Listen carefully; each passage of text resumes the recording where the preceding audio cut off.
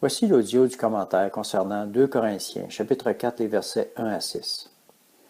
C'est pourquoi, ayant ce ministère, selon la miséricorde qui nous a été faite, nous ne perdons pas courage. Nous refusons les cachotteries honteuses.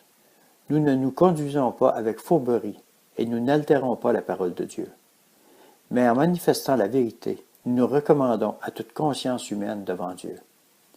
Si notre évangile est encore voilé, il est voilé pour ceux qui périssent, pour les incrédules, dont le Dieu de ce siècle a aveuglé les pensées, afin qu'ils ne voient pas resplendir le glorieux évangile du Christ, qui est l'image de Dieu. Nous ne nous prêchons pas nous-mêmes, c'est le Christ Jésus, le Seigneur, que nous prêchons, et nous nous disons vos serviteurs à cause de Jésus. Car Dieu qui a dit « La lumière brillera du sein des ténèbres », a brillé dans nos cœurs pour faire resplendir la connaissance de la gloire de Dieu sur la face de Christ. Commentaire. Tout ministère donné et institué par la main puissante du Seigneur marche avec l'onction. Comme Paul, persécuteur et meurtrier, est devenu un apôtre du Christ Jésus, rempli de puissance. Alors tous ceux et celles que le Seigneur désigne de sa propre autorité seront envoyés et marcheront avec cette stature du Christ béni. 1 Corinthiens, chapitre 4, verset 20. Car le royaume de Dieu ne consiste pas en parole, mais en puissance. Lorsqu'un ouvrier est accrédité, les signes, les prodiges et les miracles sont là. Matthieu, chapitre 12, verset 28. Mais si c'est par l'Esprit de Dieu que moi je chasse les démons, le royaume de Dieu est donc parvenu jusqu'à vous. Jésus a donné cette autorité à tous ceux et celles qui croient. Marc, chapitre 16, versets 17 et 18.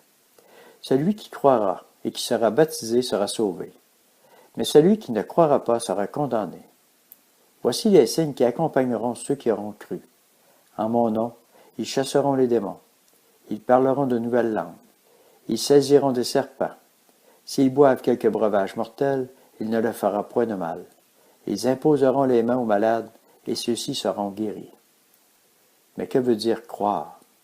Car plusieurs croient que Jésus est le Fils de Dieu, qu'il est sauveur, mais n'ont pas de puissance pour autant. Alors croire veut dire avoir foi sans faillir, sans douter. Croire veut dire marcher dans l'amour, le pardon, la compassion, comme le Maître l'a demandé. Croire veut dire être comme le Maître. Luc, chapitre 6, verset 40. Les disciples n'est pas plus que le Maître, mais tout disciple accompli sera comme son Maître. Verset 2. Nous refusons les cachotteries honteuses. Nous ne nous conduisons pas avec fourberie, et nous n'altérons pas la parole de Dieu. Mais en manifestant la vérité, nous nous recommandons à toute conscience humaine devant Dieu. Seigneur, tu nous as dit, beaucoup sont appelés, et peu sont élus. Beaucoup voudraient être élus, Seigneur. Alors que ton réveil parcourt la terre et réveille les cœurs endurcis et engourdis par le péché.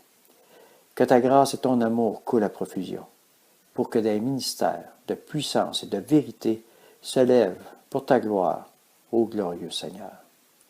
Père, je t'ai prié au nom glorieux de Jésus-Christ. Amen.